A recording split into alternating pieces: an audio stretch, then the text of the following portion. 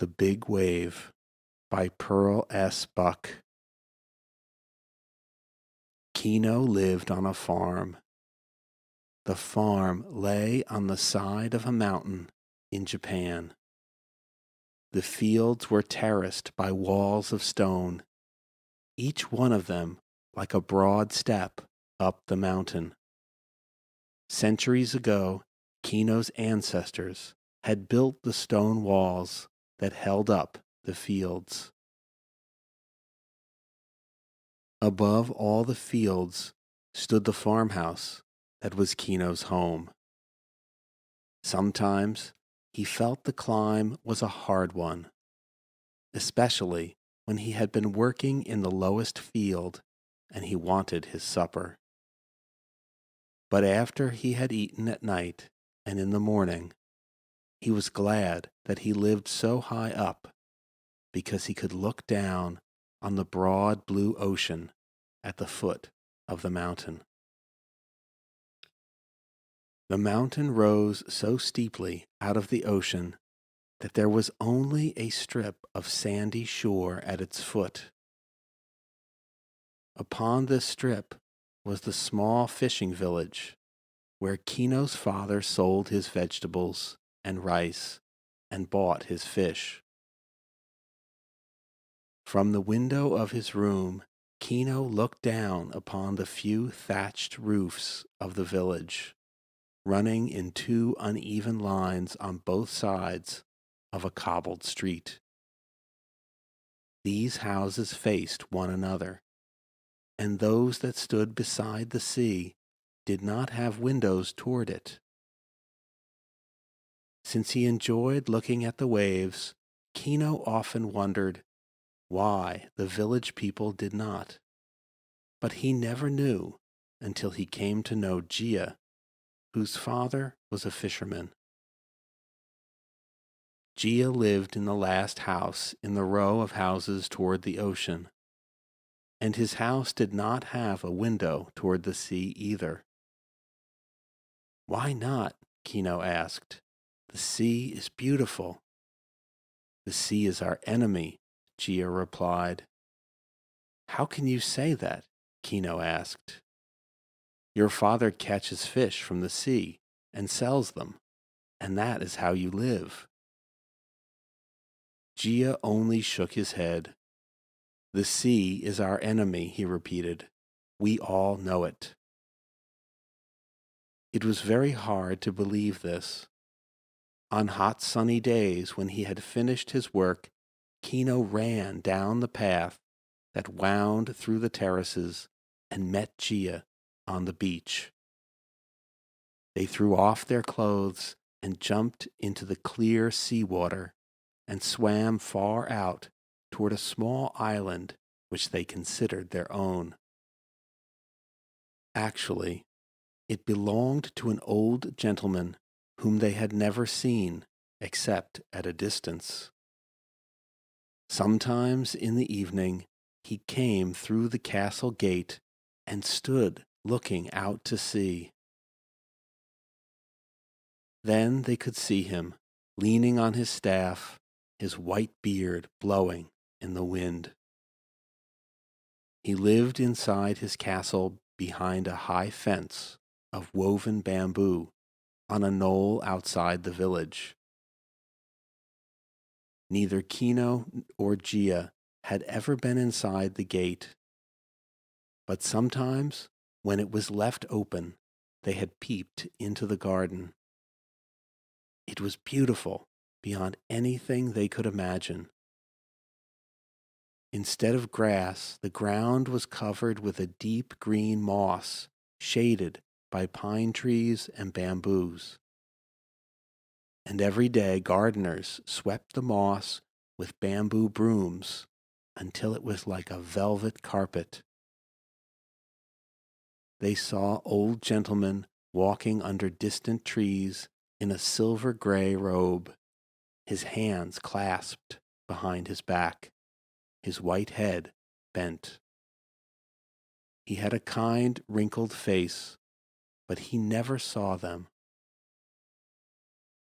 I wonder if it is right for us to use his island without asking, Kino asked today when they reached its beach of smooth white sand. He never uses it himself, Gia replied. Only the sacred deer live here. The island was full of sacred deer. They were not afraid, for no one hurt them. When they saw the two boys, they came to them, nuzzling into their hands for food. Sometimes Kino tied a little tin can of cakes about his waist and brought them with him to feed the deer. But he seldom had a penny, and now he reached high and picked the tender shoots of the rushes for them. The deer liked these very much, and they laid their soft heads against his arm in gratitude. Kino longed to sleep on the island some night, but Gia was never willing. Even when they spent only the afternoon there, he looked often out over the sea. "What are you looking for?" Kino asked. "Only to see that the ocean is not angry," Gia replied. Kino laughed. "Silly," he said. "The ocean cannot be angry." "Yes, it can," Gia insisted. "Sometimes the old ocean god begins to roll in his ocean bed and to heave up his head and shoulders, and the waves run back and forth. Then he stands upright and roars, and the earth shakes under the water. I don't want to be on the island then." "But why should he be angry with us?" Kino asked. "We are only two boys, and we never do anything to him." "No one knows why the ocean grows angry," Gia said anxiously. But certainly the ocean was not angry this day. The sun sparkled deep into the clear water, and the boys swam over the silvery surface of rippling waves. Beneath them the water was miles deep. Nobody knew how deep it was, for however long the ropes that fishermen let down, weighted with iron, no bottom was ever found. Deep the water was, and the land sloped swiftly down to that fathomless ocean bed. When Kino dived, he went down, down, down, until he struck icy, still water. Today, when he felt the cold grasp his body, he understood why Gia was afraid, and he darted upward to the waves and the sun. On the beach, he threw himself down and was happy again. And he and Gia searched for pebbles, blue and emerald, red and gold. They had brought little baskets woven like bags, which they had tied with string around their waists, and these they filled with the pebbles. Gia's mother was making a pebble path in her rock garden, and nowhere were the pebbles so bright as on Deer Island. When they were tired of the beach, they went into the pine forest behind it and looked for caves. There was one cave that they always visited. They did not dare go too deep into it, for it stretched downward and under the ocean.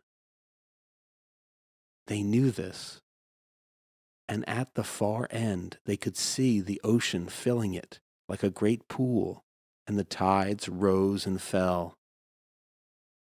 The water was often phosphorescent and gleamed as though lamps were lighted deep beneath the surface. Once, a bright fish lay dead on the rocky shore. In the dark cave, it glittered in their hands. But when they ran with it into the sunshine, the colors were gone and it was gray. When they went back into the cave, it was bright again. But however good a time they had on the island, Gia looked often at the sun. Now he ran out on the beach and saw it sinking toward the west, and he called to Kino, "Come quickly, we must swim home." Into the ocean, ruddy with sunset, they plunged together. The water was warm and soft and held them up, and they swam side by side across the broad channel. On the shore, Gia's father was waiting for them. They saw him standing, his hands shading his eyes against the bright sky, looking for them. When their two black heads bobbed out of the water, he shouted to them and waded out to meet them. He gave a hand to each, pulling them out of the white surf. "You have never been so late before, Gia," he said anxiously. "We were in the cave, Father," Gia said. But Gia's father held him by the shoulders. "Do not be so late," he said. And Kino, wondering, looked at him and saw that even this strong fisherman was afraid of the anger of the sea. He bade them good night and climbed the hill to his home, and found his mother ready to set the supper on the table. The food smelled delicious: hot, fragrant rice, chicken soup, brown fish. No one was worried about Kino.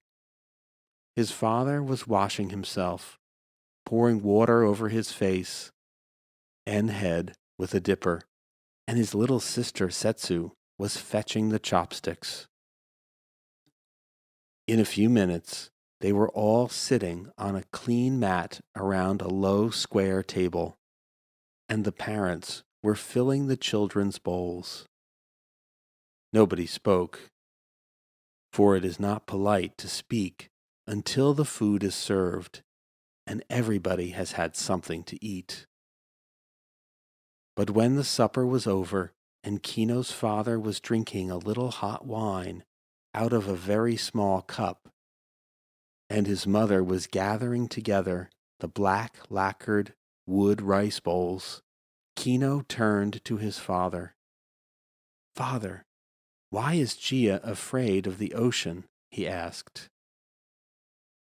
"The ocean is very big," Kino's father replied. "Nobody knows its beginning or its end." "Gia's father is afraid too," Kino said. "We do not understand the ocean," his father said. "I am glad we live on the land," Kino went on. "There is nothing to be afraid of on our farm." "But one can be afraid of the land too," his father replied.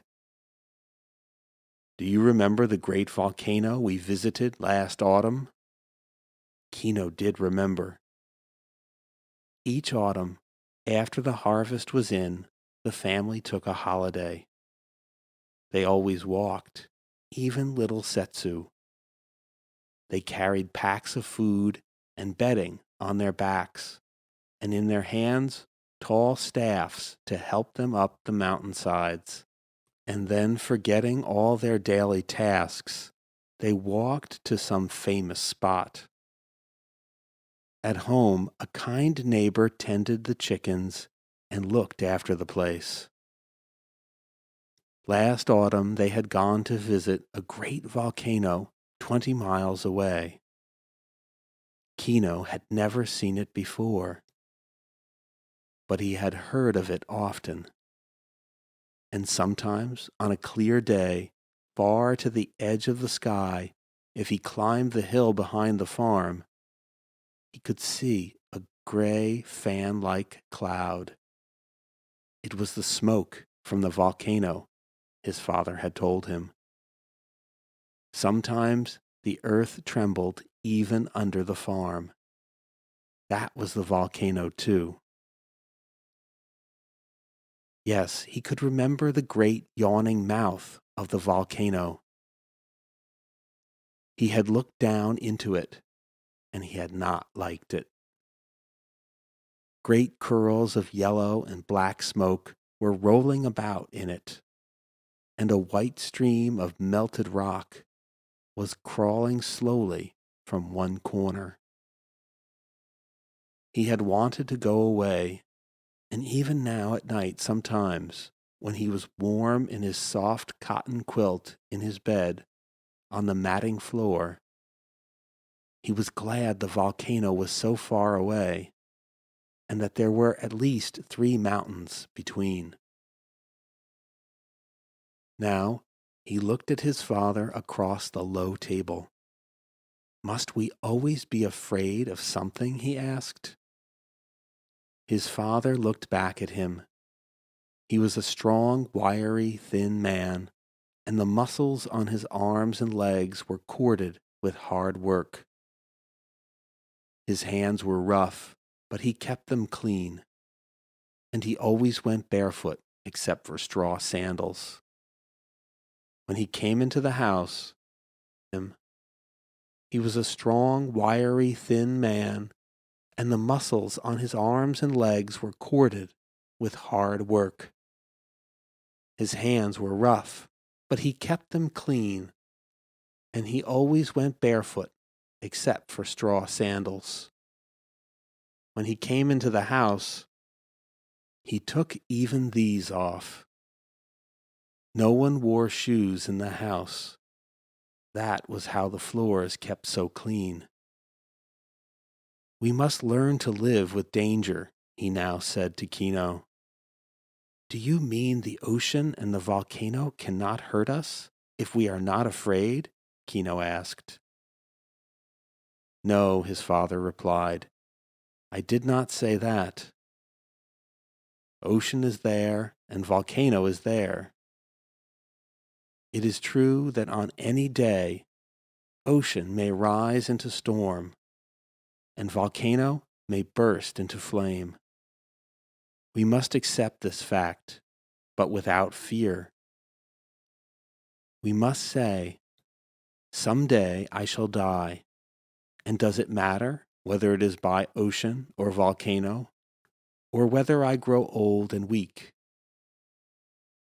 I don't want to think about such things, Kino said.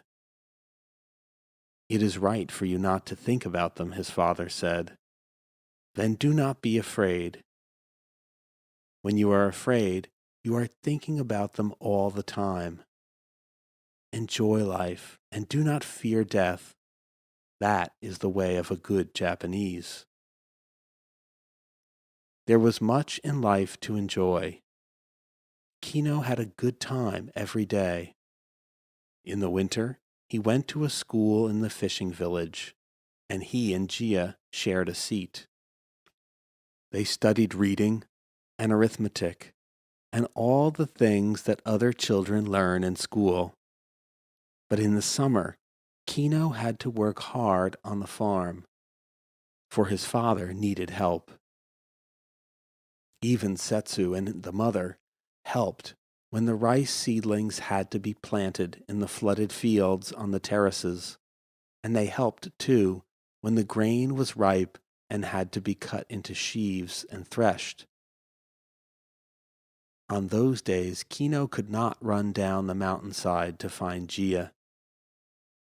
When the day was over, he was so tired he fell asleep over his supper. But there were days when Gia was also too busy to play. Word came in from the fishermen up the coast that a school of fish was passing through the channels, and then every fishing boat made haste to sail out of the bays and inlets into the main currents of the sea. Early in the morning, sometimes so early that the light was still that of the setting moon, Gia and his father sailed their boat out across the silvery sea to let down their nets at dawn. If they were lucky, the nets came up so heavy with fish that it took all their strength to haul them up. And soon the bottom of the boat was flashing and sparkling with the wriggling fish. Sometimes, if it were not seed time or harvest, Kino went with Gia and his father. It was an exciting thing to get up in the night and dress himself in his warm padded jacket tied around his waist. Even in summer, the wind was cool over the sea at dawn. However early he got up, his mother always got up too and gave him a bowl of hot rice soup and some bean curd and hot tea before he started. Then she packed his lunch in a clean little wooden box, cold rice and fish, with a bit of radish pickle. Down the stone steps of the mountain path, Kino ran straight to the narrow dock where the fishing boats bobbed up and down on the tide. Gia and his father were already there, and in a few minutes the boat was nosing its way between the rocks out to the open sea. Sails set, and filling with the wind, they sped straight into the dawn-lit sky. Kino crouched down on the floor behind the bow and felt his heart rise with joy and excitement. The shore fell far behind them, and the boat took on the deep swell of the ocean. Soon they came to a whole fleet of fishing boats, and then together they flew after the schools of fish. It was like being a bird in a flock, flying into the sky. How exciting it was, too, to pull up the fish. At such times, Kino felt Gia was more lucky than he. Fish harvest was much easier than rice harvest. "I wish my father were a fisherman," he would tell Gia. "It is stupid to plow and plant and cut the sheaves, when I could just come out like this and reap fish from the sea." Gia shook his head. "But when the storms come, you wish yourself back upon the earth," he said. He laughed. "How would fish taste without rice? Think of eating only fish." "We need both farmers and fishermen," Gia's father said. On days when the sky was bright and the winds mild, the ocean lay so calm and blue that it was hard to believe that it could be cruel and angry. Yet even Kino never quite forgot that under the warm blue surface, the water was cold and green. When the sun shone, the deep water was still. But when the deep water moved and heaved and stirred, then Kino was glad that his father was a farmer and not a fisherman. And yet one day, it was the earth that brought the big wave.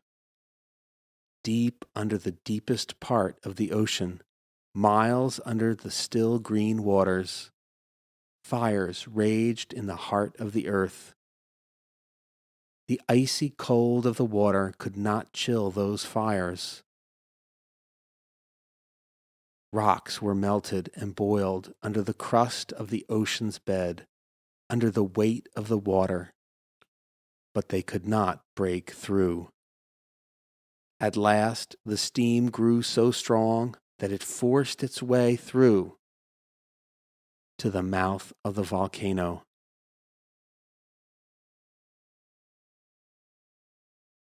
That day, as he helped his father plant turnips, Kino saw the sky overcast halfway to the zenith. "Look, father," he cried. the volcano is burning again." His father stopped and gazed anxiously at the sky. "It looks very angry," he said. "I shall not sleep tonight." All night while the others slept, Kino's father kept watch. When it was dark, the sky was lit with red and the earth trembled under the farmhouses. Down at the fishing village, lights in the little houses showed that other fathers watched too. For generations, fathers had watched earth and sea. Morning came, a strange fiery dawn. The sky was red and gray. And even here upon the farms, cinders and ash fell from the volcanoes. Kino had a strange feeling when he stepped barefoot upon the earth that it was hot under his feet. In the house, the mother had taken down everything from the walls that could fall or be broken. And her few good dishes she had packed into straw in a basket and set outside. "Shall we have an earthquake, Father?" Kino asked as they ate breakfast. "I cannot tell, my son," his father replied. "Earth and sea are struggling together against the fires inside the earth. No fishing boats set sail that hot summer morning. There was no wind. The sea lay dead and calm, as though oil had been poured upon the waters. It was a purple-gray, suave, and beautiful. But when Kino looked at it, he felt afraid. "Why is the sea such a color?" he asked. "Sea mirrors sky," his father replied. "Sea and earth and sky. If they work together against man, it will be dangerous indeed for us." "Where are the gods at such a time?" Kino asked. "Will they not be mindful of us?" "There are times when the gods leave man to take care of himself," his father replied. "They test us to see how able we are to save ourselves." "And if we are not able?" Kino asked. "We must be able," his father replied. "Fear alone makes man weak. If you are afraid, your hands tremble, your feet falter, and your brain cannot tell hands and feet what to do." No one stirred from home that day. Kino's father sat at the door, watching the sky and the oily sea, and Kino stayed near him.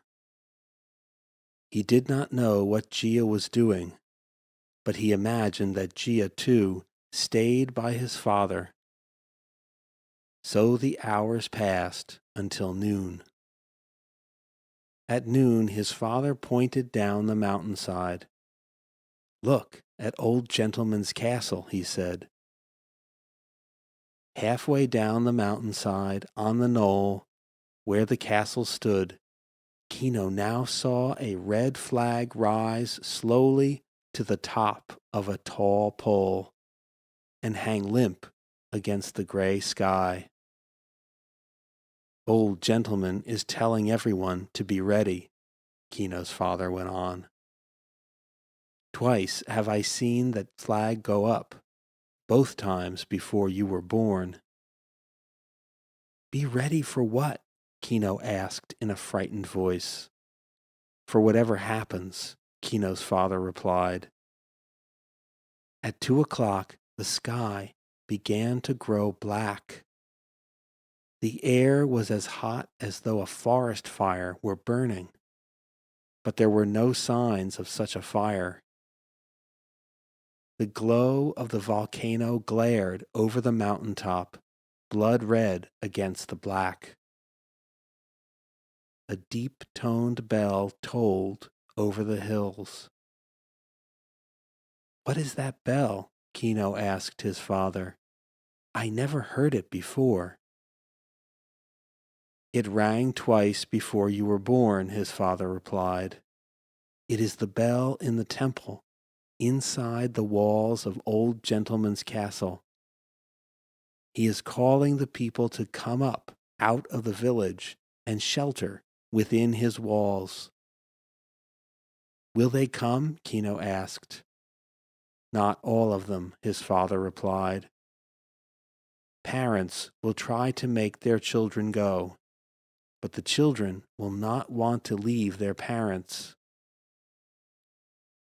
Mothers will not want to leave fathers, and the fathers will stay by their boats. But some will want to be sure of life." The bell kept on ringing urgently, and soon out of the village a trickling stream of people, nearly all of them children, began to climb toward the knoll. "I wish Gia would come," Kino said. "Do you think he will see me if I stand on the edge of the terrace and wave my white girdle cloth?" "Try it," his father said. "Come with me," Kino begged. So Kino and his father stood on the edge of the terrace and waved. Kino took off the strip of white cloth from about his waist that he wore instead of a belt, and he waved it, holding it in both hands, high above his head. Far down the hill, Gia saw the two figures and the waving strip of white against the dark sky. He was crying as he climbed, and trying not to cry. He had not wanted to leave his father, but because he was the youngest one, his older brother and his father and mother had all told him that he must go up the mountain. "We must divide ourselves," Gia's father said. "If the ocean yields to the fires, you must live after us." "I don't want to live alone," Gia said. "It is your duty to obey me as a good Japanese son," his father told him. Gia had run out of the house crying. Now, when he saw Kino, he decided that he would go there instead of to the castle. He began to hurry up the hill to the farm. Next to his own family, he loved Kino's strong father and kind mother. He had no sister of his own, and he thought Setsu was the prettiest girl he had ever seen. Kino's father put out his hand to help Gia up the stone wall, and Kino was just about to shout out his welcome when suddenly a hurricane wind broke out of the ocean. Kino and Gia clung together and wrapped their arms about the father's waist. "Look, look, what is that?" Kino screamed. The purple rim of the ocean seemed to lift and rise against the clouds. A silver-green band of bright sky appeared like a low dawn above the sea. "May the gods save us," Kino heard his father mutter. The castle bell began to toll again, deep and pleading. Ah, but would the people hear it in the roaring wind? Their houses had no windows toward the sea. Did they know what was about to happen? Under the deep waters of the ocean, miles down under the cold, the earth had yielded at last to the fire. It groaned and split open, and the cold water fell into the middle of the boiling rocks. Steam burst out and lifted the ocean high into the sky in a big wave. It rushed toward the shore, green and solid, frothing into white at its edges. It rose higher and higher, lifting up hands and claws. I must tell my father, Gia screamed. But Kino's father held him fast with both arms. It is too late, he said sternly, and he would not let Gia go. In a few seconds, before their eyes, the wave had grown and come nearer and nearer, higher and higher. The air was filled with its roar and shout. It rushed over the flat, still waters of the ocean, and before Gia could scream again, it reached the village and covered it fathoms deep in swirling wild water, green laced with fierce white foam. The wave ran up the mountainside until the knoll where the castle stood was an island. All who were still climbing the path were swept away, black, tossing scraps in the wicked waters. The wave ran up the mountain until Kino and Gia saw the wavelets curl at the terrace walls upon which they stood. Then, with a great sucking sigh, the wave swept back again, ebbing into the ocean, dragging everything with it, trees and stones and houses. They stood, the man and the two boys, utterly silent, clinging together, facing the wave as it went away. It swept back over the village and returned slowly again to the ocean, subsiding, sinking into a great stillness. Upon the beach where the village stood, not a house remained. No wreckage of wood or fallen stone wall. No street of shops, no docks, not a single boat. The beach was as clean of houses as if no human beings had ever lived there. All that had been was now no more.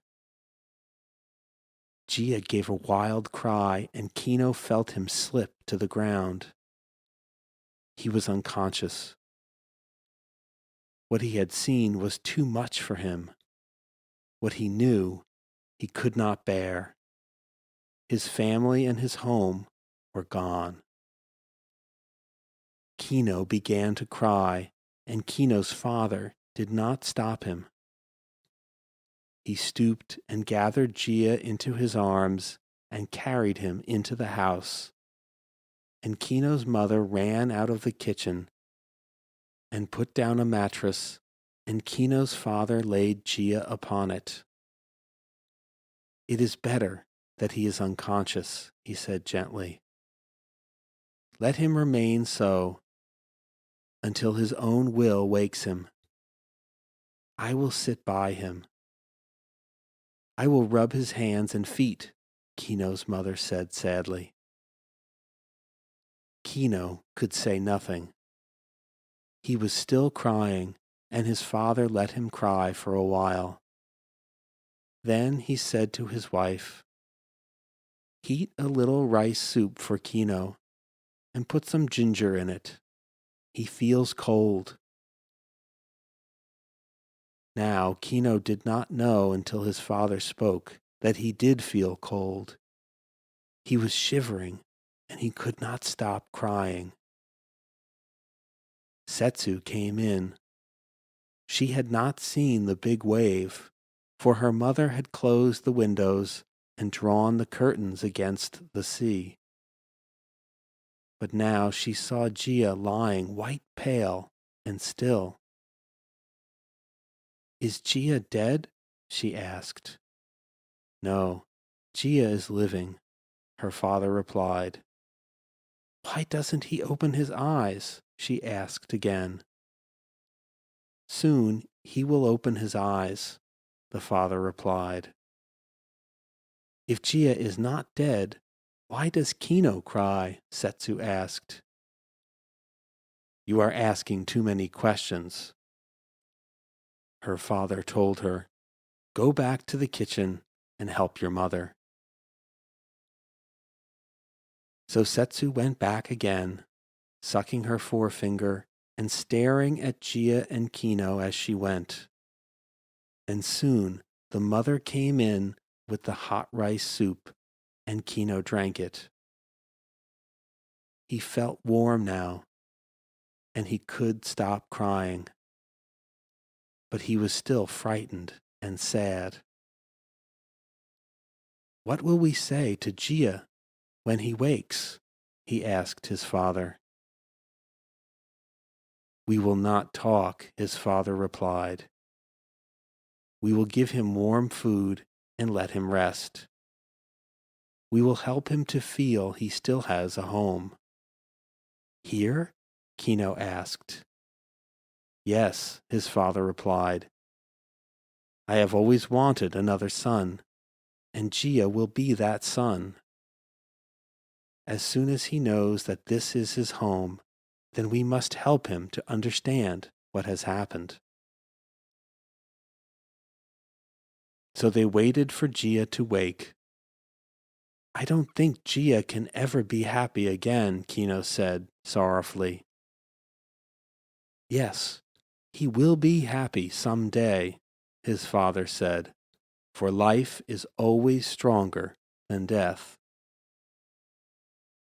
Gia will feel when he wakes that he can never be happy again. He will cry, and we must let him cry. But he cannot always cry. After a few days, he will stop crying all the time. He will cry only part of the time. He will sit sad and quiet. We must allow him to be sad, and we must not make him speak.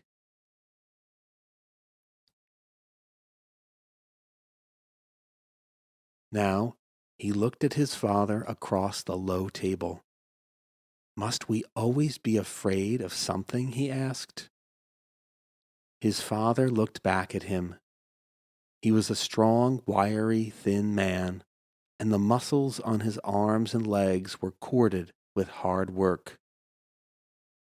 His hands were rough, but he kept them clean, and he always went barefoot except for straw sandals. When he came into the house,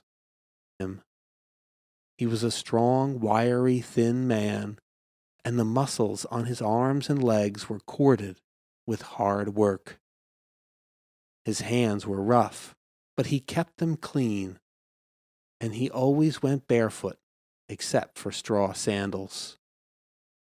When he came into the house, he took even these off. No one wore shoes in the house.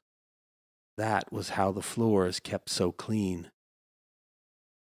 We must learn to live with danger, he now said to Kino. Do you mean the ocean and the volcano cannot hurt us if we are not afraid? Kino asked. No, his father replied. I did not say that. Ocean is there and volcano is there. It is true that on any day, ocean may rise into storm, and volcano may burst into flame.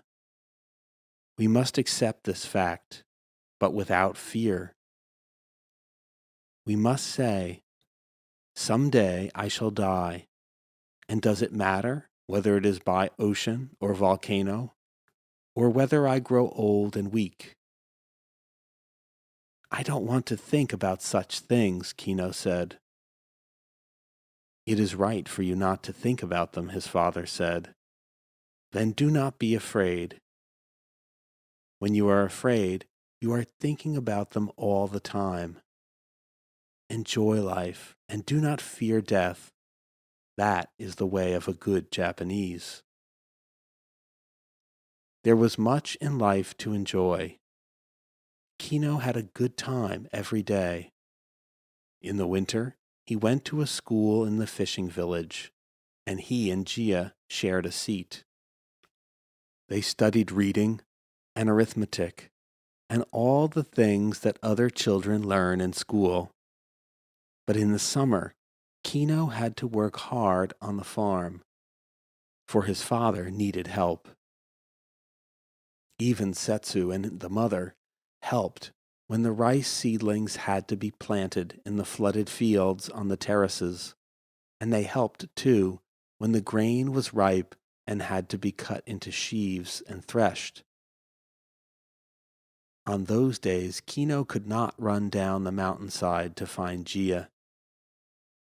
When the day was over, he was so tired he fell asleep over his supper.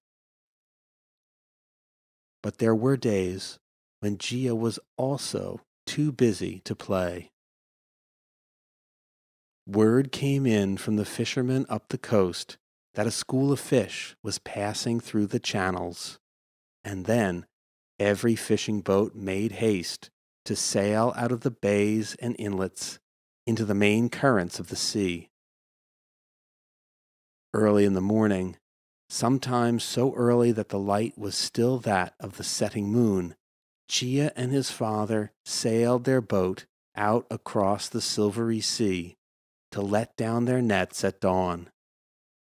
If they were lucky, the nets came up so heavy with fish that it took all their strength to haul them up.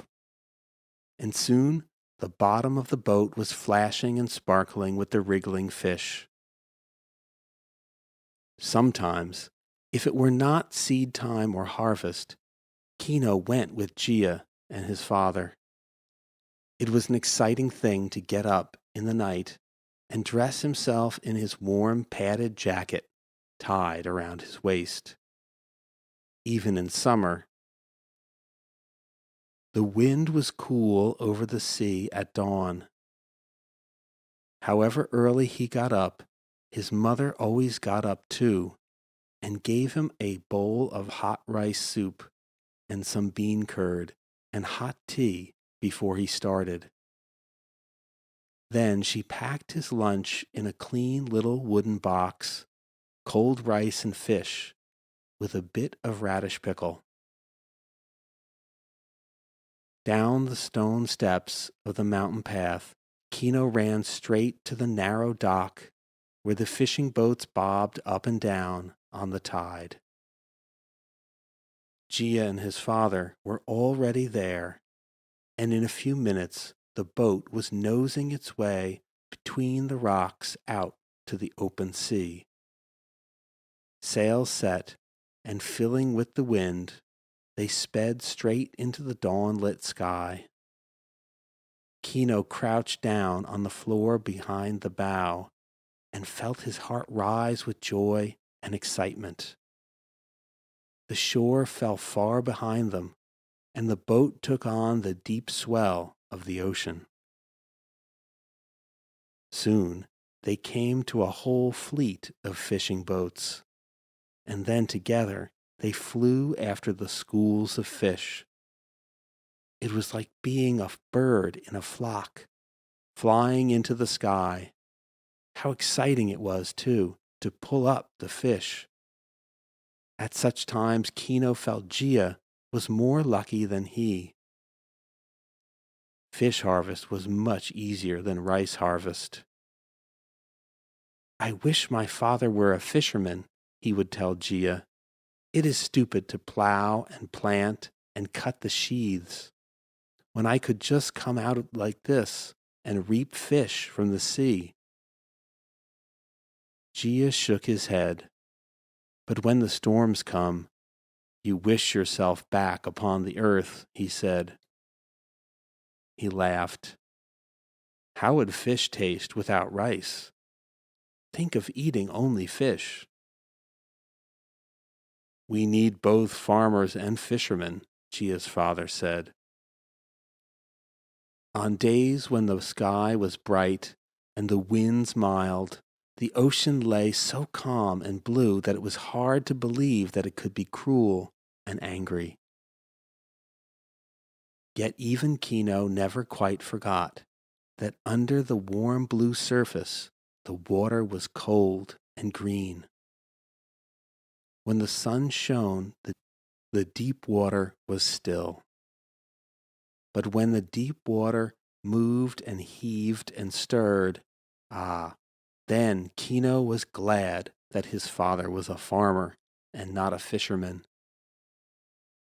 And yet one day it was the earth that brought the big wave.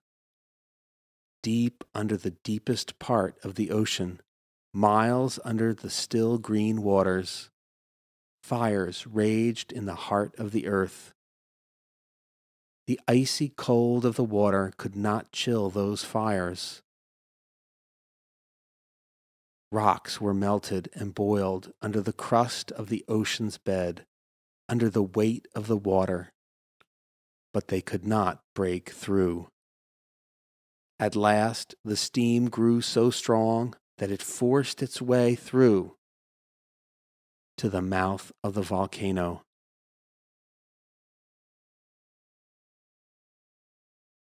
That day, as he helped his father plant turnips, Kino saw the sky overcast halfway to the zenith. "Look, father," he cried, "the volcano is burning again." His father stopped and gazed anxiously at the sky. "It looks very angry," he said. "I shall not sleep tonight." All night while the others slept, Kino's father kept watch. When it was dark, the sky was lit with red and the earth trembled under the farmhouses. Down at the fishing village, lights in the little houses showed that other fathers watched too. For generations, fathers had watched earth and sea. Morning came, a strange fiery dawn. The sky was red and gray, and even here upon the farms, cinders and ash fell from the volcanoes. Kino had a strange feeling when he stepped barefoot upon the earth that it was hot under his feet. In the house, the mother had taken down everything from the walls that could fall or be broken, and her few good dishes she had packed into straw in a basket and set outside. But we will do our work and live as always we do. Then one day he will be hungry and he will eat something that our mother cooks, something special, and he will begin to feel better. He will not cry any more in the daytime, but only at night. We must let him cry at night. But all the time his body will be renewing itself, his blood flowing in his veins, his growing bones, his mind beginning to think again, will make him live. He cannot forget his father and mother, and his brother, Kino exclaimed. He cannot and he should not forget them, Kino's father said. Just as he lived with them alive, he will live with them dead. Someday he will accept their death as part of his life. He will weep no more. He will carry them in his memory and his thoughts. His flesh and blood are part of them. So long as he is alive, they too will live in him. The big wave came, but it went away. The sun shines again, birds sing, and earth flowers. Look out over the sea now. Kino looked out the open door, and he saw the ocean sparkling and smooth. The sky was blue again. A few clouds on the horizon were the only sign of what had passed, except for the empty beach. How cruel it seems for the sky to be so clear and the ocean so calm, Kino said. But his father shook his head. No, it is wonderful that after the storm, the ocean grows calm and the sky is blue once more. It was not the ocean or the sky that made the evil storm. Who made it? Kino asked. He let tears roll down his cheeks, because there was so much he could not understand. But only his father saw them, and his father understood. Ah, no one knows who makes evil storms, his father replied. We only know that they come. When they come, we must live through them as bravely as we can. And after they are gone, we must feel again how wonderful is life. Every day of life is more valuable now than it was before the storm. But Gia's family, his father and mother and brother, and all the other good fisher folk who are lost, Kino whispered. He could not forget the dead. Now we must think of Gia, his father reminded him. He will open his eyes at any minute, and we must be there, you to be his brother, and I to be his father. Call your mother, too, and little Setsu. Now they heard something. Gia's eyes were still closed, but he was sobbing in his sleep. Kino ran to fetch his mother and Setsu, and they gathered about his bed. Kneeling on the floor so as to be near Gia when he opened his eyes. In a few minutes, while they all watched, Gia's eyelids fluttered on his pale cheeks. And then he opened his eyes. He did not know where he was. He looked from one face to the other, as though they were strangers. Then he looked up into the beams of the ceiling and around the white walls of the room. He looked at the blue flowered quilt that covered him.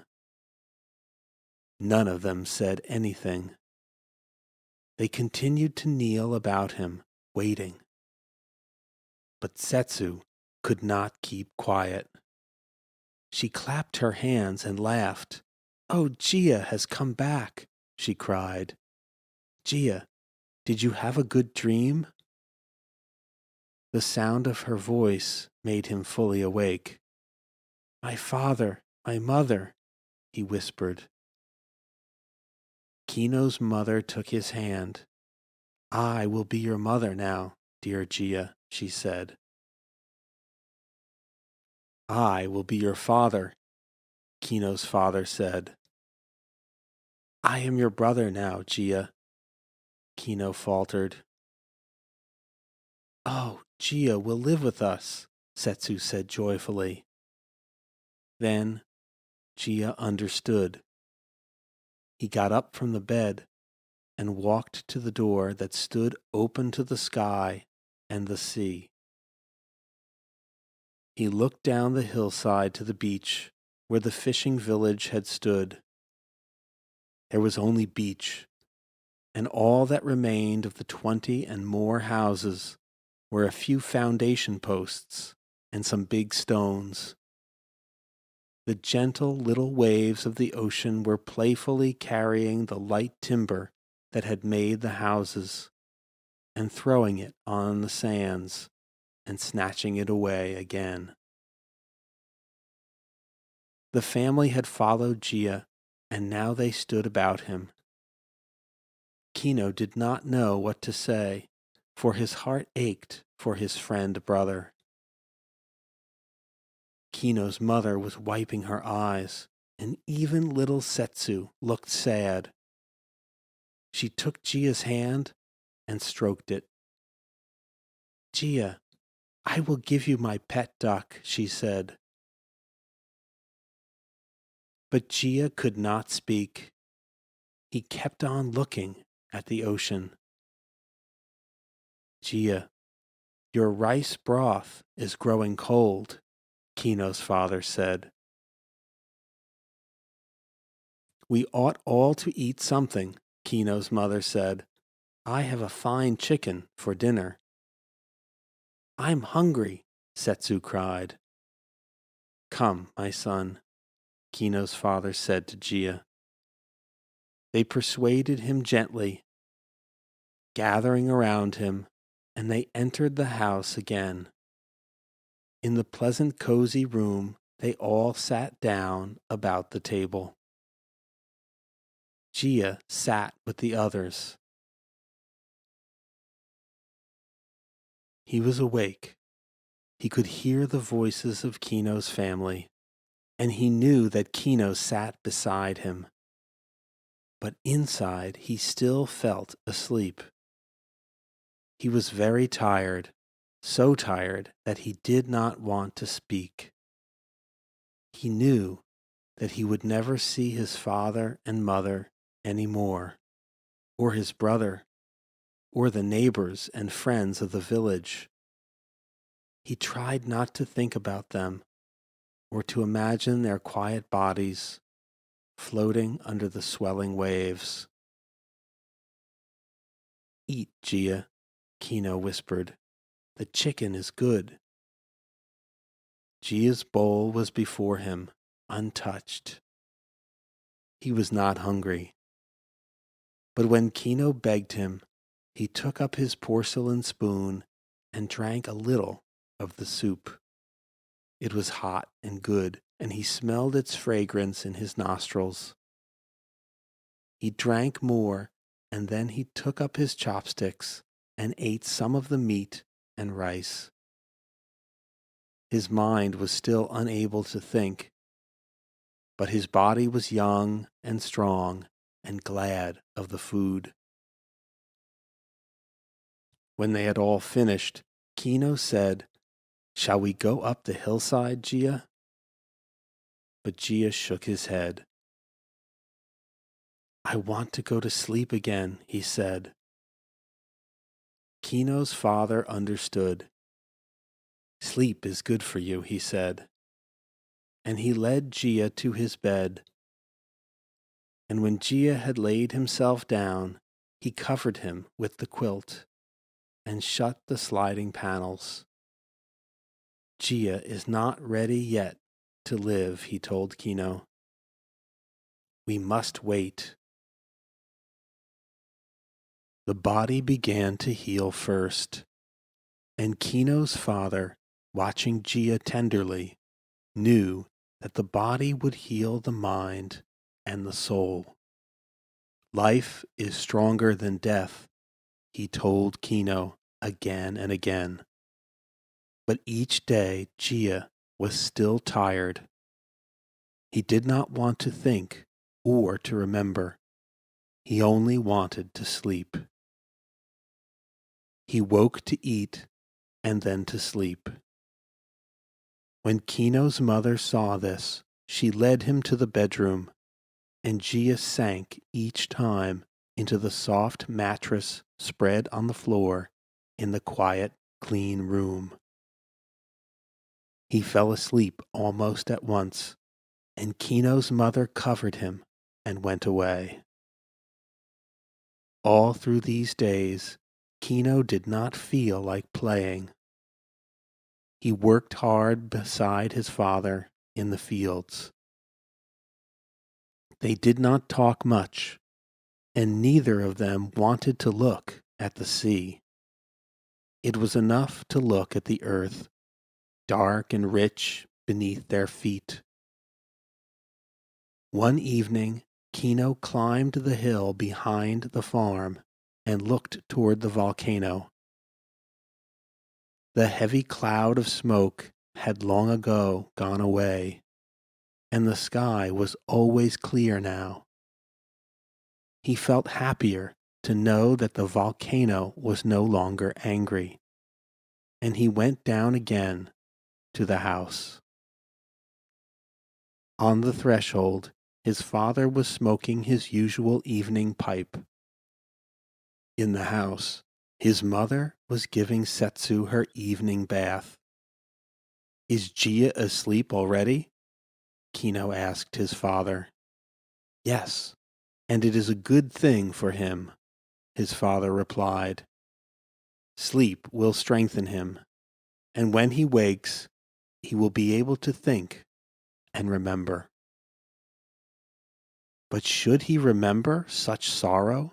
Kino asked. "Yes," his father replied.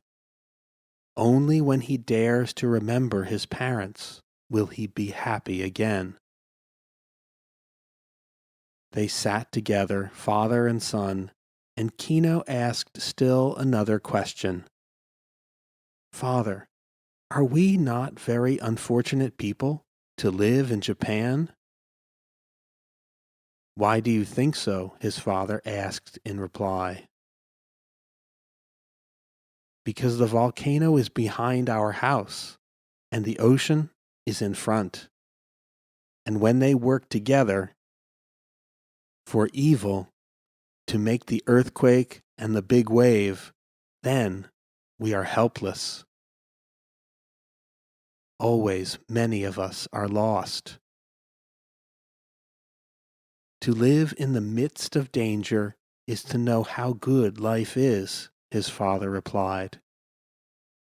"But if we are lost in the danger?" Kino asked anxiously. "To live in the presence of death makes us brave and strong," Kino's father replied. "That is why our people never fear death. We see it too often, and we do not fear it. To die a little later or a little sooner does not matter, but to live bravely, to love life, to see how beautiful the trees are, and the mountains, yes, and even the sea, to enjoy work because it produces food for life. In these things, we Japanese are a fortunate people. We love life because we live in danger. We do not fear death because we understand that life and death are necessary to each other." "What is death?" Kino asked. "Death is the great gateway," Kino's father said. His face was not at all sad. Instead, it was quiet and happy. "The gateway? Where?" Kino asked again. Kino's father smiled. "Can you remember when you were born?" Kino shook his head. "I was too small." Kino's father laughed. "I remember very well. Oh, how hard you thought it was to be born. You cried and you screamed." "Didn't I want to be born?" Kino asked. This was very interesting to him. "You did not," his father told him, smiling. "You wanted to stay just where you were, in the warm, dark house of the unborn. But the time came to be born, and the gate of life opened." "Did I know it was the gate of life?" Kino asked. "You did not know anything about it, and so you were afraid of it," his father replied. "But see how foolish you were? Here we were waiting for you, your parents, always loving you and eager to welcome you. And you have been very happy, haven't you?" "Until the big wave came," Kino replied. "Now I am afraid again because of the death that the big wave brought." You are only afraid because you don't know anything about death, his father replied. But someday you will wonder why you were afraid, even as today you wonder why you feared to be born. While they were talking, the dusk had deepened, and now, coming up the mountainside, they saw a flickering light. The fireflies had come out, but this light was steadily climbing the pathway toward their house. I wonder who comes, Kino exclaimed. A visitor, his father replied. But who can it be? In a few minutes they saw the visitor was Old Gentleman coming from the castle. His manservant carried the lantern, but Old Gentleman walked behind him very sturdily, with the help of a long staff. They heard Old Gentleman's voice in the dusk. Is this the house of Uchiyama, the farmer? Old Gentleman asked. It is, his servant replied, and the farmer sits there at his door with his son. At this, Kino's father stood up, and so did Kino. Please, honored sir, Kino's father said, what can I do for you? Old Gentleman came forward. Do you have a lad here by the name of Gia? He sleeps inside my house, Kino's father said. I wish to see him, Old Gentleman said. Anyone could see that this old gentleman was one who expected to be obeyed. But Kino's father only smiled. Sir, the lad is asleep, and I cannot wake him. He suffered the loss of his whole family when the big wave came. Now, sleep heals him. I will not wake him, Old Gentleman said. I only want to see him. So Kino's father led Old Gentleman tiptoe into the room where Gia slept, and Kino went too. The servant held the light, shaded by his hand, so it would not fall on Gia's closed eyes. Old Gentleman looked down on the sleeping boy. Gia was very beautiful, even though so pale and weary. He was tall for his age, and his body was strong. His face showed intelligence as well as beauty. Old Gentleman gazed at him, and then motioned to the servant to lead him away. They went again to the dooryard, and there Old Gentleman turned to Kino's father. It is my habit, when the big wave comes, to care for those who are orphaned. 3 times the wave has come, and 3 times I have searched out the orphans and the widows, and I have fed them and sheltered them. But I have heard of this boy Gia, and I wish to do more for him.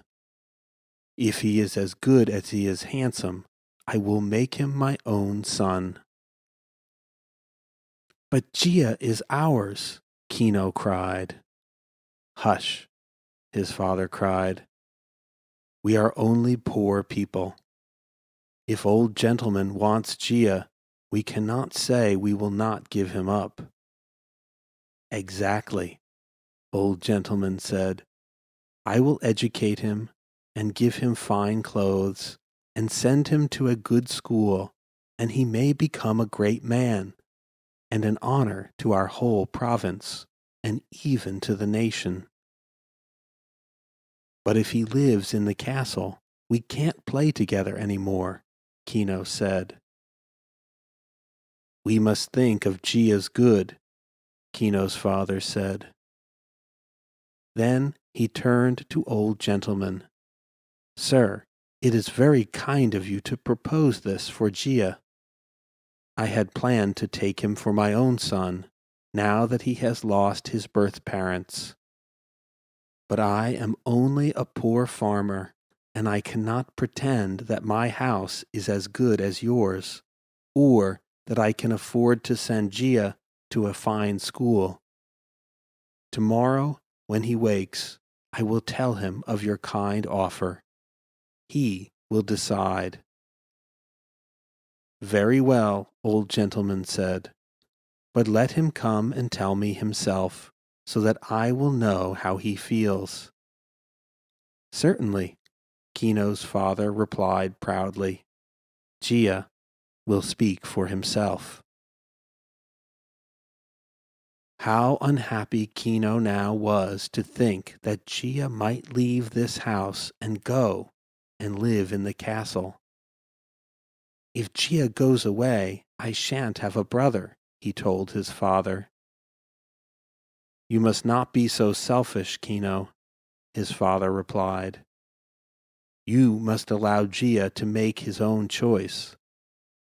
It would be wrong to persuade him.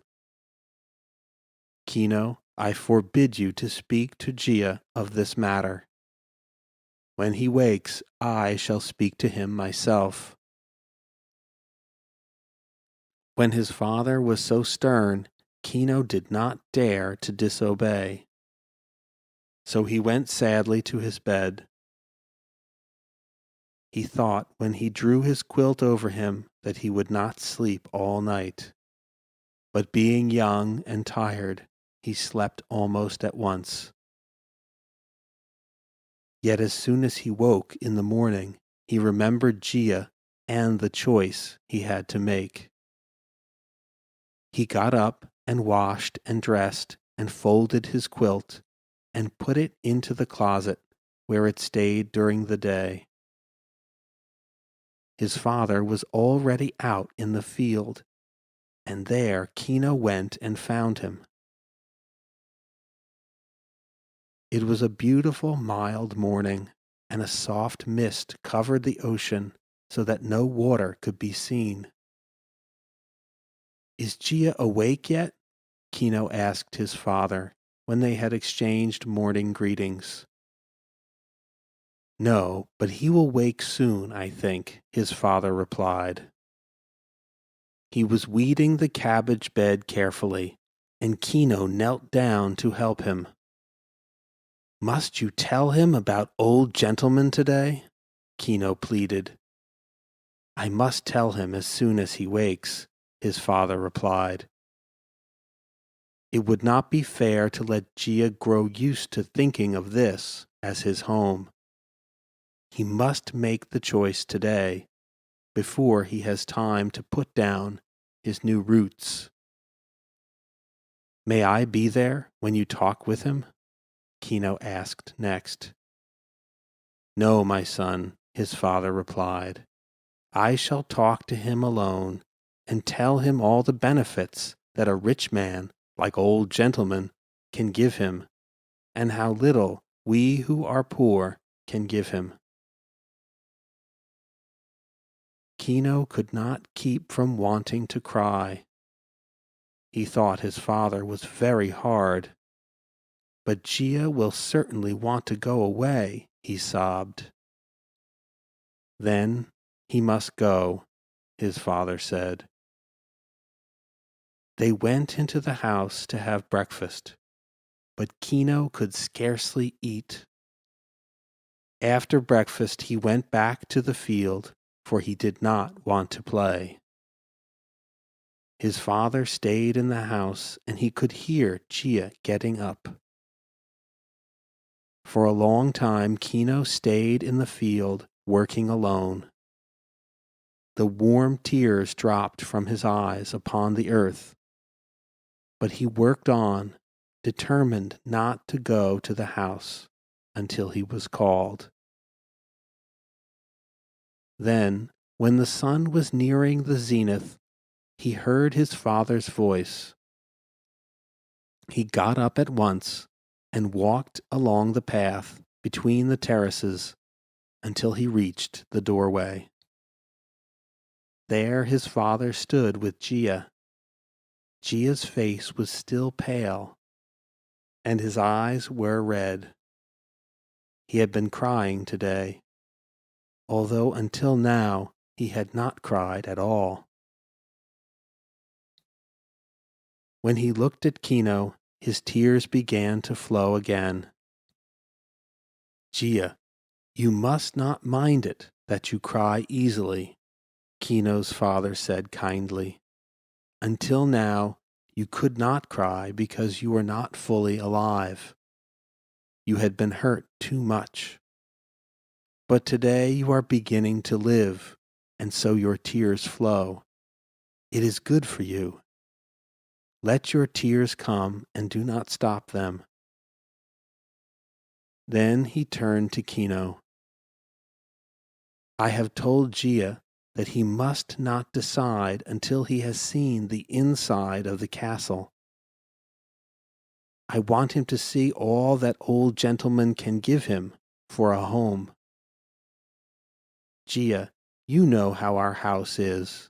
These 4 rooms and the kitchen, this little farm upon which we have to work so hard for our food. We have only what our hands can earn for us. Kino's father held out his 2 hard, work-worn hands. Then he went on, Kino, you are to go with Gia, and when you see the castle you must persuade him to stay there for his own sake. Kino heard this and felt the task laid upon him was very hard. But he only said, I will go and wash myself, father, and put on my good clothes. No, his father said. Go as you are. You are a farmer's son. So the 2 boys went down the mountainside, and avoiding the empty beach, they went to the castle. The gate was open, and the garden was most beautiful. A gardener was sweeping the green moss. When he saw them, he came over to them. What do you want? He asked. My father sent us to see the honored old gentleman, Kino faltered. Are you the Uchiyama boy? The gardener asked. Yes, Kino replied, and this is Gia, whom old gentleman wants to come and live here. Follow me, if you please, the gardener said. He bowed to Gia and made his voice polite. The 2 boys followed him along a wide, pebbled path. Over their heads the ancient pines leaned their crooked branches. In the distance beyond the forest, the sun poured down upon a flower garden and a pool with a waterfall. How beautiful it is, Kino whispered sadly. Gia did not answer. He walked along, his head held high. When they reached the house, they took off their shoes and followed the gardener through a great door. Inside this, the gardener paused, and a manservant came forward and asked what they wanted. The gardener whispered, and the manservant nodded. Follow me, he said to the boys. So they followed him through wide passageways. The walls were of fine polished wood, unpainted but smooth and silvery. Under their feet, fine woven padded mats were softer than the moss beneath the trees. On both sides of this passageway, panels slid back to show beautiful rooms, and in each room were a vase of flowers, an exquisite scroll, a few pieces of dark, polished furniture. Neither Gia nor Kino had ever seen such a house. Kino was speechless. How could he hope now that Gia would not want to stay in the castle? Then, far in the distance, they saw old gentlemen sitting beside a small table. The table was set in front of the open sliding panels that looked into the garden. An old gentleman was writing. He held a brush upright in his right hand, and he was carefully painting letters on a scroll, his silver-rimmed spectacles sliding down his nose. When the two boys came near, he looked up and took off his spectacles and laid down his brush. "Would you like to know what I have been writing?" he asked. Neither Kino nor Gia could answer. The great house, the silence, the beauty, all of this fell into place as the background for old gentleman himself. He was tall and thin, and his hair and beard were white. His face and hands were beautiful. The bones were delicate, and the skin was smooth and brown. He looked as proud as a king, but his dark eyes were wise, as an old scholar's eyes are wise. "It is not my own poem," he said. "It is the saying of a man of India. But I like it so much that I have painted it on this scroll to hang there in the alcove where I can see it every day." He took up the scroll and read these words: "The children of God are very dear, but very queer, very nice, but very narrow." He looked at the boys. "What do you think of it?" he said. They looked at one another. "We do not understand it, sir," Gia said at last. Since he was a little older than Kino, he felt he should speak. Old gentleman shook his head and laughed softly. "Ah, we are all the children of God," he said. Then he put on his spectacles and looked hard at Gia. "Well," he said, "will you be my son?" Gia turned very red. He had not expected to have the question put to him so suddenly and so directly. Old gentleman saw he found it hard to speak. "Say yes or no," he told Gia.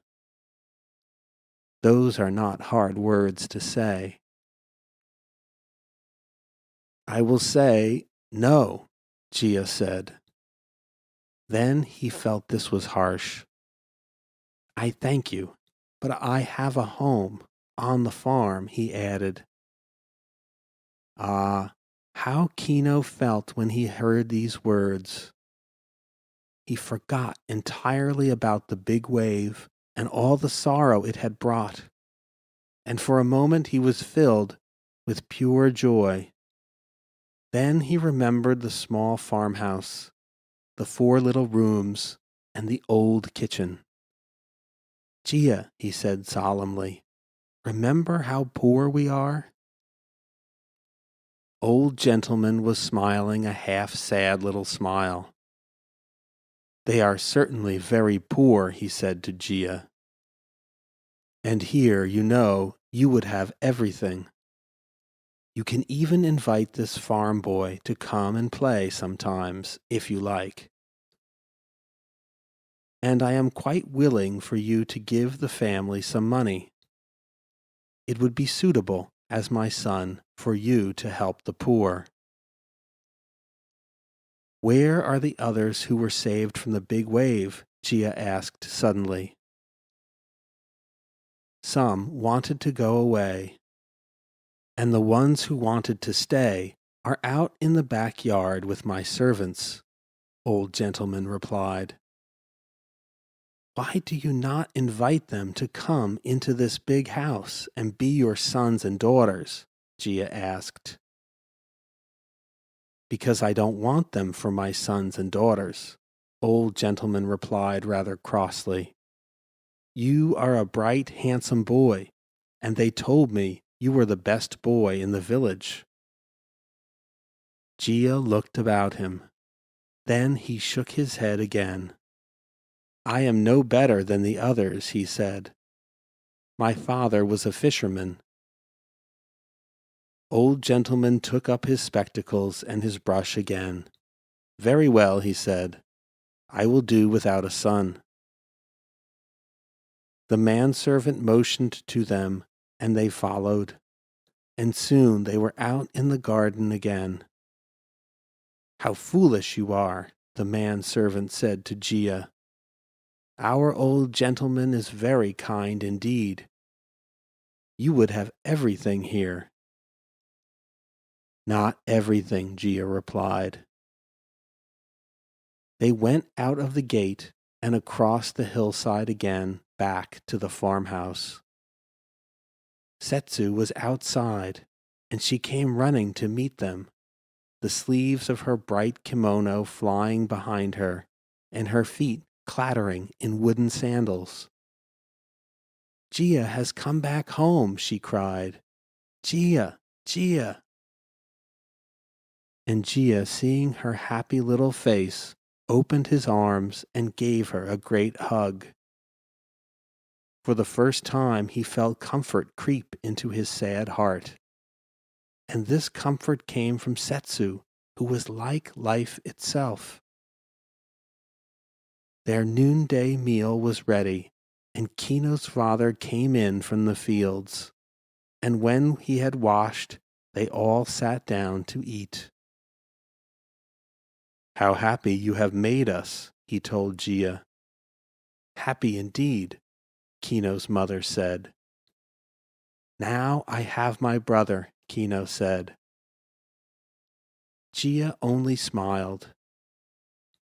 Happiness began to live in him secretly, hidden inside him in ways he did not understand or know. The good food warmed him, and his body welcomed it. Around him, the love of the 4 people who received him glowed like a warm and welcoming fire upon the hearth. Time passed. Gia grew up in the farmhouse to be a tall young man, and Kino grew at his side, solid and strong, but never as tall as Gia. Setsu grew too, from a mischievous, laughing little girl into a gay, willful, pretty girl. But time, however long, was split in 2 parts by the big wave. People spoke of the time before and the time after the big wave. The big wave had changed everyone's life. For years, no one returned to live on the empty beach. The tides rose and fell, sweeping the sands clean every day. Storms came and went, but there was never again such a wave as the big one. Then people began to think that perhaps there would never again be such a big wave. The few fishermen who had listened to the tolling bell from the castle and had been saved with their wives and children had gone to other shores to fish, and they had made new fishing boats. But as time passed after the big wave, they began to tell themselves that there was no beach quite so good as the old one. There, they said, the water was deep, and great fish came close to the shore in schools. They did not need to go far out to sea to seek the booty. The channels between the islands were rich, Now Kino and Gia had not often gone to the beach again either. Once or twice they had walked along the place where the street had been, and Gia had searched for some keepsake from his home that the sea might have washed back to the shore. But nothing was ever found. The surf was too violent above deep waters, and even bodies had not returned. So the two boys, now young men, did not visit the deserted beach very often. When they went to swim in the sea, they walked across the farm and over another fold of the hill.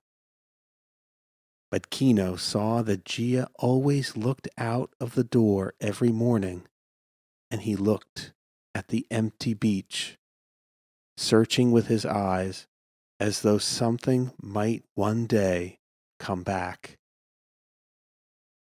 One day he did see something. Kino was at the door putting on his shoes, and he heard Gia cry out in a loud voice, "Kino, come here!" Quickly, Kino went and Gia pointed down the hillside. "Look, is someone building a house on the beach?" Kino looked and saw that, indeed, it was so. Two men were pounding posts into the sand, and a woman and a child stood near, watching. "Can it be that they will build again on the beach?" he exclaimed. But they could not rest with watching. They ran down the hill to the beach and went to the two men. "Are you building a house?" Gia cried. The men paused, and the elder one nodded. "Our father used to live here, and we with him. During these years we have lived in the outhouses of the castle, and we have fished from other shores. Now we are tired of having no homes of our own. Besides, this is still the best of all beaches for fishing."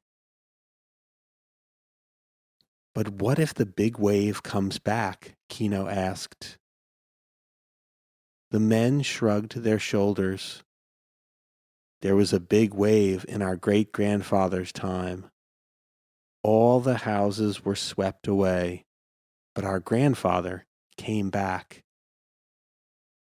In our father's time, the big wave came again, but now we come back." "What of your children?" Kino asked anxiously. "The big wave may never come back," the men said. And they began to pound the post into the sand again. All this time, Gia had not said another word. He stood watching the work, his face musing and strange. The big wave and the sorrow it had brought had changed him forever. Never again would he laugh easily or talk carelessly. He had learned to live with his parents and his brother dead, as Kino's father had said he would, and he did not weep. He thought of them every day, and he did not feel they were far from him or he from them.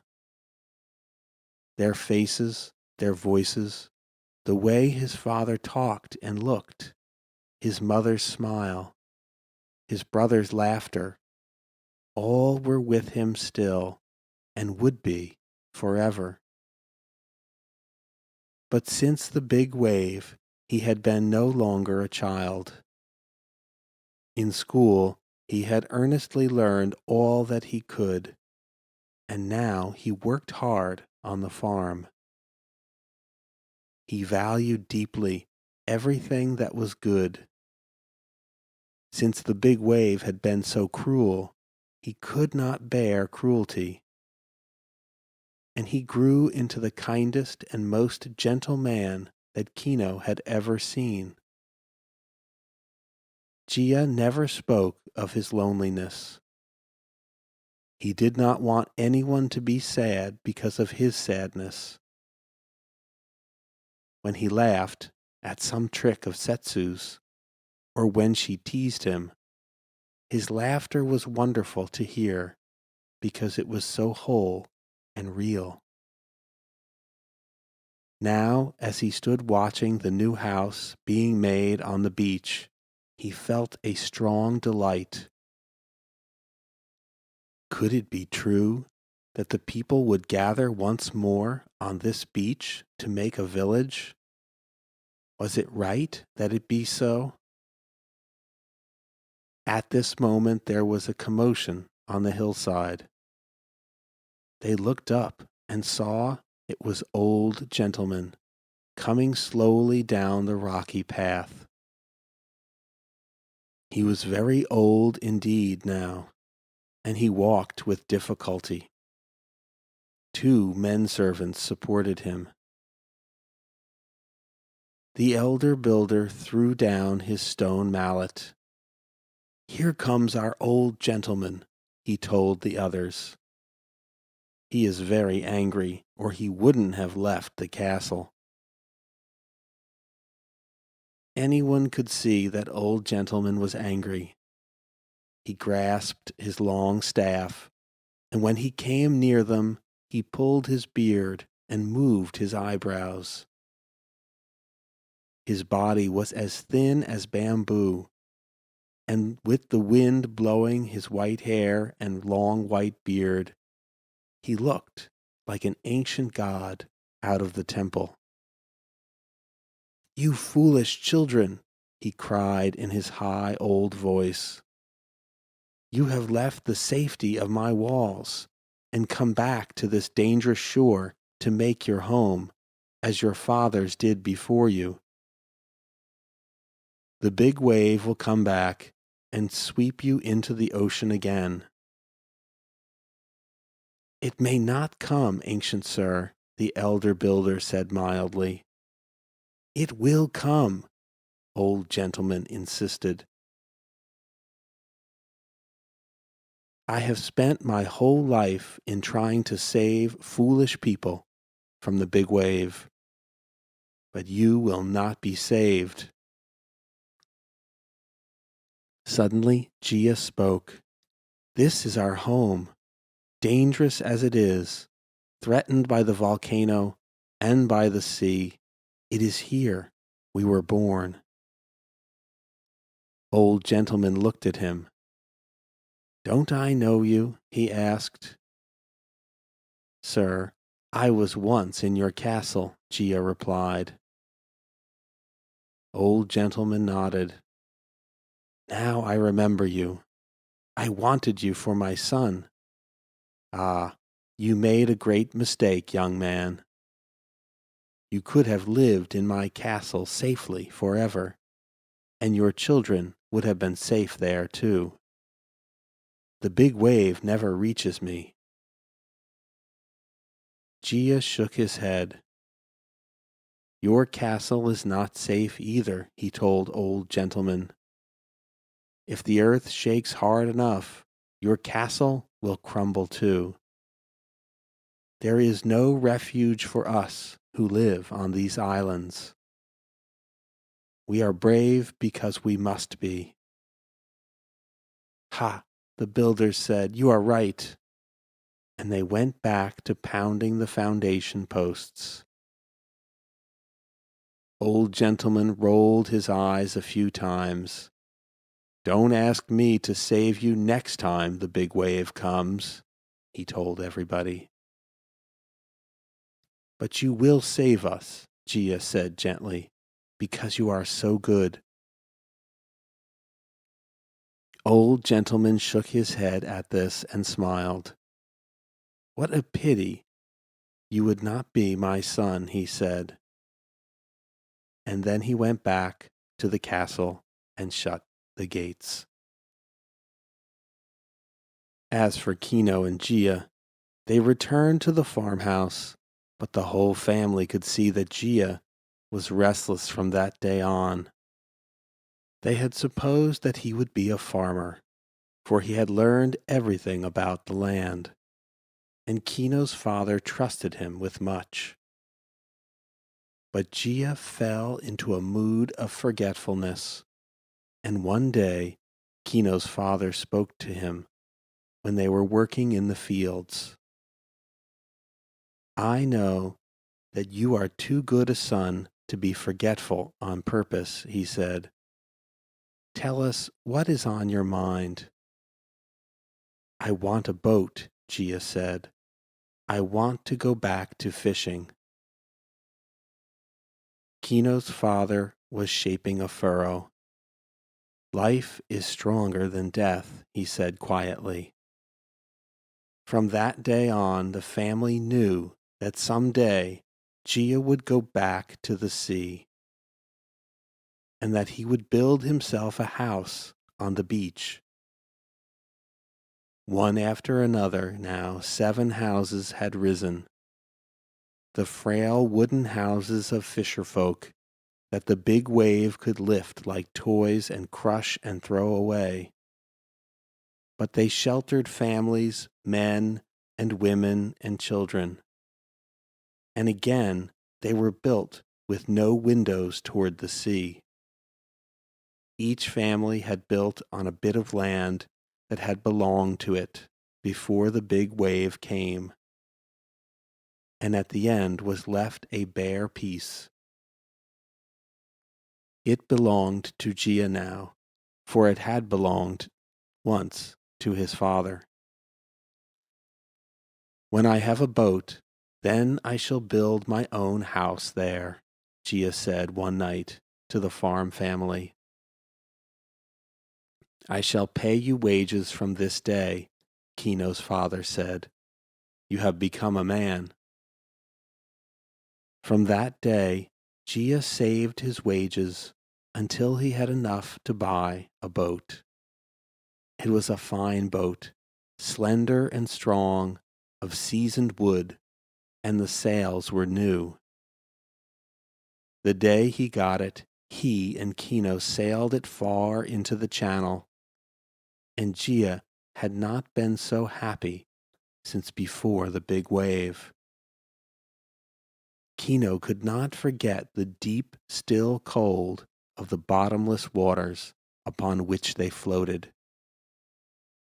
But Gia thought only of the joy of having a boat of his own, and Kino did not want to spoil his joy by any hint of fear. "I knew all the time that I had to come back to the sea," he told Kino. Then, to Kino's surprise, Gia grew very red. "Do you think Setsu would be afraid to live on the beach?" he asked Kino. Kino was surprised. "Why should Setsu live on the beach?" he asked.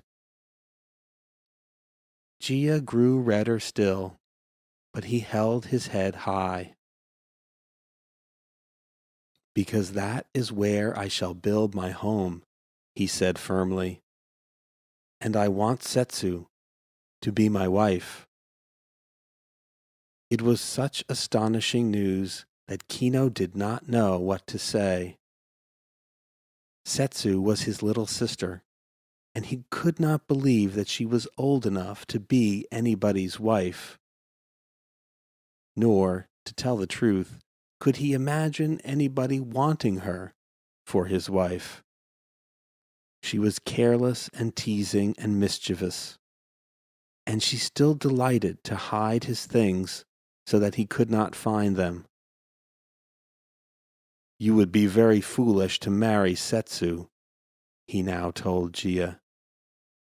"I don't agree with you," Gia said, smiling. "But why do you want her?" Kino urged. "Because she makes me laugh," Gia said. "It is she who made me forget the big wave. For me, she is life." "But she is not a good cook," Kino said. "Think how she burns the rice because she runs outside to look at something." "I don't mind burned rice," Gia said, "and I will run out with her to see what she sees." Kino said no more, but he kept looking at his friend Gia, wanting to build a house to marry Setsu. He could not believe it. When they got home, he went to his father.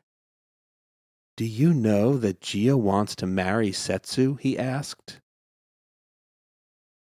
His father was looking over his seeds, for it was springtime again. "I have seen some looks pass between them," he said, smiling. "But Gia is too good for Setsu," Kinu said. "Setsu is very pretty," his father said. Kino was surprised. "With that silly nose she has?" "I believe that Gia admires her nose," his father said calmly. "I don't understand that," Kino replied. "Besides, she will hide his things and tease him and make him miserable." "What makes you miserable will make him happy," his father said. "I don't understand that either," Kino said soberly. "Someday you will understand," his father said, laughing. "Do you remember that I told you life is stronger than death? Gia is ready to live." On the day in the early summer that Gia and Setsu were married, Kino still did not understand. For up to the last day, Setsu was naughty and mischievous, and indoor, on the day of her own wedding, she hid his hairbrush under his bed. "You are too silly to be married," he told her when he found it. "I feel sorry for Gia." Her big brown eyes laughed at him, and she stuck out her small red tongue at him. "I will always be nice to Gia." But when the wedding was over and the family took the newly married pair down the hill to the new house on the beach, Kino began to feel sad. The farmhouse would be very quiet without Setsu, and he would miss her. Every day he would come to see Gia, and many times he would go fishing with him. But Setsu would not be in the farmhouse kitchen, in the rooms, or in the garden. He would miss even her teasing. He grew very grave indeed. What if the big wave came again? There, in the pretty little new house, he turned to Gia. "Gia, what if the big wave comes again?" he asked. "I have prepared for that," Gia said. He led them through the little house to the room that faced the sea. The one big room in the house where at night they would rest and where in the day they would eat and work. All the family stood there, and as they watched, Gia pushed back a panel in the wall. Before their eyes was the ocean, swelling and stirring under the evening wind. The sun was sinking into the water in clouds of red and gold. They gazed out across the deep waters in silence. "I have opened my house to the ocean," Gia said. "If ever the big wave comes back, I shall be ready. I face it. I am not afraid." "You are strong and brave," Kino's father said. And they went back to the farm and left Gia and Setsu to make a new life in the new home on the old beach.